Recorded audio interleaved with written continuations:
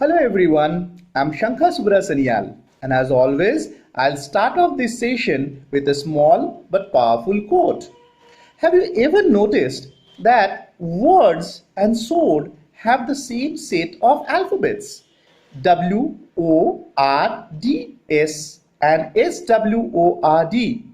And if they are not handled properly, they have the same kind of effect.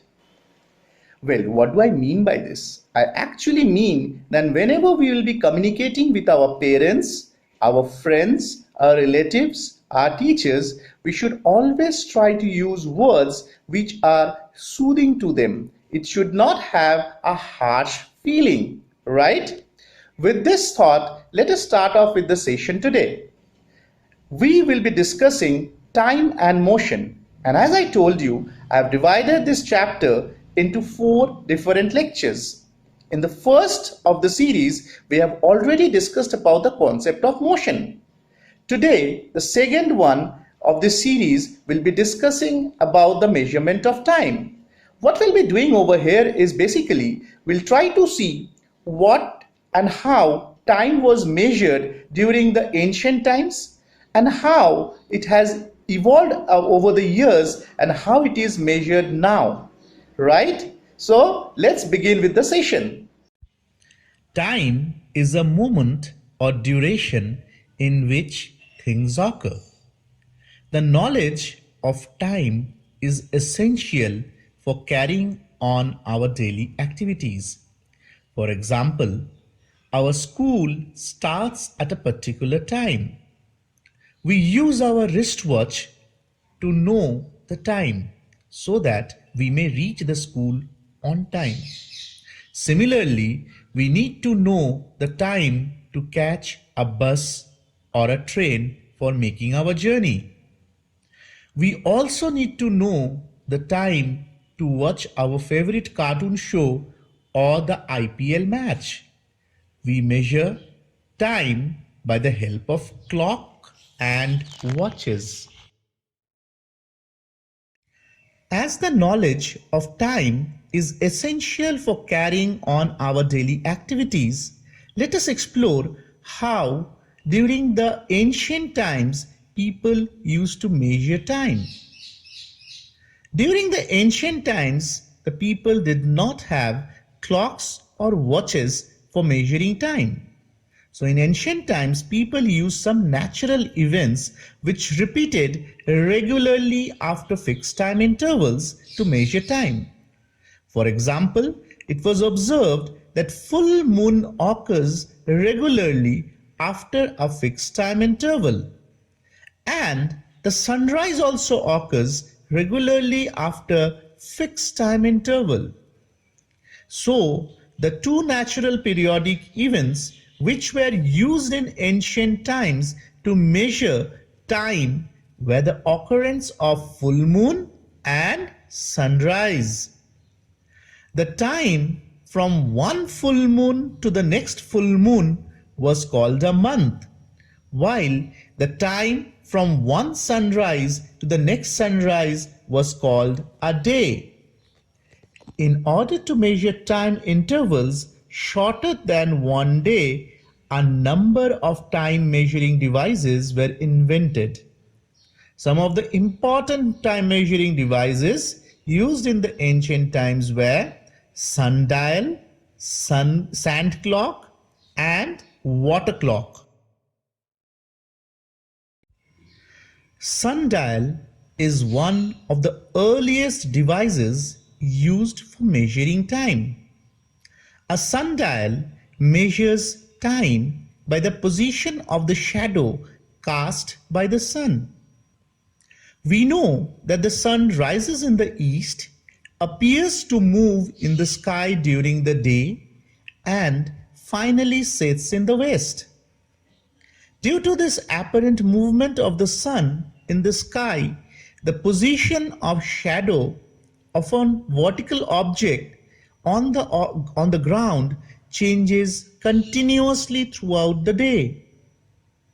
The sundial has a triangular blade which is fixed vertically on a dial marked with hours of the day. The picture that is given on the slide, you can have a look with that. The sun casts a shadow of this vertical blade on the dial. As the position of sun changes in the sky, the position of shadow of blade on the dial also changes. The position of shadow of vertical blade on the dial gives the time of the day. At many places, huge sundials have been constructed on the ground in the form of triangular whorls.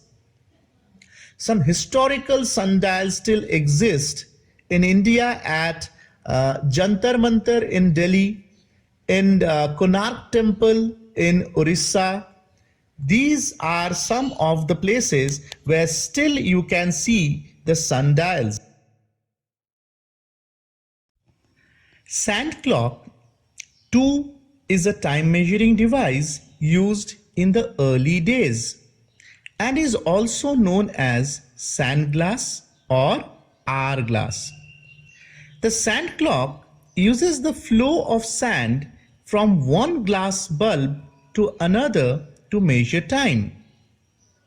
The length of time taken by sand to pass from one bulb of the sand clock to the other gives a constant time interval. A sand clock consists of two glass bulbs joined together through a narrow pipe. Some sand is filled in one of the glass bulbs. The two glass bulbs are closed at the other ends. When the sand clock is kept in such a way that the sand is in the upper bulb, the entire sand flows down to the lower bulb slowly in a fixed time interval. The sand clock is usually filled with so much sand that it takes an hour to fall from the upper bulb to the lower bulb. This is why sand clock is also called an hourglass. Water clock was yet another time measuring device used in ancient times. A water clock uses the rate at which water drips from one vessel to another to measure time intervals. Water was allowed to drip from one vessel to another vessel kept at a lower level. Have a look with the figure that is given on the slide. The time taken by the entire water to drip from upper vessel to lower vessel was used for measuring time intervals. Every time the upper vessel is filled with water, it takes exactly the same time to drip into the lower vessel. The ancient time measuring devices such as sundial, sand clock, and water clock could not be used for the measurement of small time intervals such as minutes and seconds. The measurement of small time intervals became possible when the pendulum clocks were developed. Before we study the pendulum clocks, we should know the various units of measuring time. The standard unit of measuring time is second. The symbol of second is S. The standard unit of time is also called basic unit of time. So we can also say that the basic unit of time is second. The larger units of time than seconds are minute and hour. The symbol of minute is MIN and the symbol of hour is H. Thus, time is normally measured in the units of hours, minutes, and seconds. Different units of time are used depending on the purpose for which they are to be used. For example, the time taken to cover the distance between our home and school should be expressed in minutes and hours and not in days or months. Similarly, the age of a person should be expressed in years and not in days and hours. The times of historical events should be stated in terms of centuries or millenniums. The age of stars should be expressed in billions of years. On the other hand, extremely small units of time which are used for expressing very small time intervals are microseconds and nanosecond. 1 microsecond is 1 millionth of a second. A nanosecond is a billionth of a second. A motion which repeats itself at regular intervals of time is called periodic motion. The principle of periodic motion is used for the measurement of time. Clocks and watches are the most common time measuring devices used by us. Clocks and watches which are used for measuring time are based on the principle of periodic motion. One of the most common devices which shows periodic motion is the simple pendulum. The pendulum clock used for measuring time is based on the periodic motion of the pendulum. Before we describe a pendulum clock, we should know the working of a simple pendulum. In the next slide, we will be knowing in more details about what is a simple pendulum. We are now going to discuss something which is the most important part of this lecture. So I'll request everyone to be a little more focused. We're going to discuss about simple pendulum. A simple pendulum consists of a small metal ball called the bob. Have a look with the diagram on the slide. This is suspended by a long thread from a rigid support, such that the bob is free to swing back and forth. The motion of a pendulum was first studied by Galileo. His principle states that a pendulum completes every swing in exactly the same time, provided its length is kept constant. Some of the very important terms related to this pendulum is the length of the pendulum. Let's see what is it. The length of thread from the point of suspension to the center of the bob is called the length of the pendulum. The time period of a pendulum depends on its length and is directly proportional to it. One complete to and fro motion of the pendulum is called oscillation. I repeat, one complete to and fro motion of the pendulum is called oscillation. The motion of the bob from one extreme to another is known as oscillation. The time taken by the pendulum to make one complete oscillation is called the time period of the pendulum. As the pendulum swings or oscillates to and fro, the maximum displacement of the bob from its mean position on either side is called amplitude of the pendulum. Whether the amplitude of oscillations of a pendulum is large or small, the time taken for one complete oscillation remains the same. The periodic motion of a pendulum is utilized in pendulum clocks for measuring time. So in a pendulum clock, the swinging pendulum regulates time. The pendulum of a pendulum clock is a long metal rod having a heavy metal bob at its lower end. When the lower end of the pendulum is displaced to one side and then released, the pendulum starts swinging left and right continuously. This is a mechanism in the pendulum clock which does not allow swinging pendulum to stop. Each swing or oscillation of the pendulum takes the same time. The pendulum clock uses this periodic motion of pendulum for measuring time.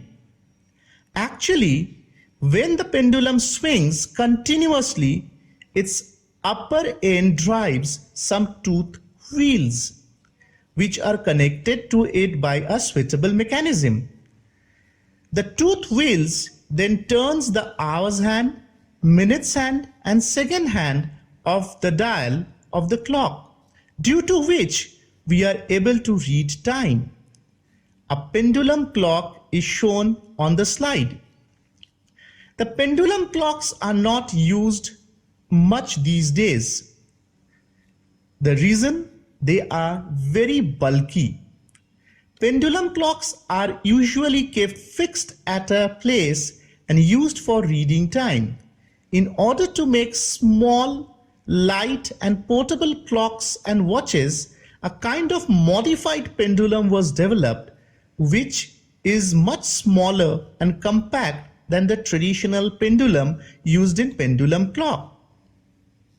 It is called balance wheel and hair spring arrangement. A balance wheel connected to a hairspring shows periodic motion. The inner end of the spring is attached to the center of the balance wheel and the outer end of the hairspring is fixed to the frame of the clock or watch. When the balance wheel is displaced slightly to one side and released, it starts oscillating back and forth continuously. Each oscillation of balance wheel takes the same time. Till recently, most of the clocks and watches use the periodic motion of a balance wheel and hairspring arrangement for their working. These were called winding clocks and watches. The latest trend in measurement of time is the use of quartz crystals. Quartz is a hard mineral consisting of silica. These days, the regular oscillation or vibration of a tiny quartz crystal when joined into an electric circuit are used for measuring time very accurately. Most of the accurate clocks and watches these days use quartz crystals for measuring time. The clocks and watches which use quartz crystal for their working are called quartz clock and quartz watches. Quartz, Q-U-A-R-T-Z. They're also called electronic clocks and watches. The time measured by quartz clocks and watches is much more accurate than that measured by clocks and watches which were available earlier. Thus, very accurate measurement of time is now possible by using quartz clocks and watches. The quartz clocks and watches, or electronic clocks and watches as we call it, can be of two types: the non-digital and the digital.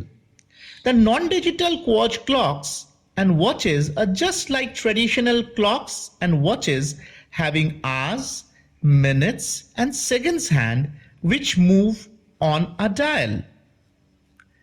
The digital quartz clocks and watches do not have the traditional hours, minutes, and seconds hand. These clocks and watches display time directly in digits. Quartz clocks and watches requires electric cells for their working. The very accurate measurement of time is also done by using atomic clocks, which make use of regular oscillations or vibration of individual atoms for their timekeeping. The smallest time interval that can be measured with commonly available clocks and watches is 1 second. Special clocks and watches are, however, now available which can measure time intervals which are smaller than a second, that too accurately. The clocks and watches used in sports meet can measure time intervals that are 1/10 of a second or 1/100th of a second. There are some clocks which can measure time intervals as small as microsecond or even nanosecond.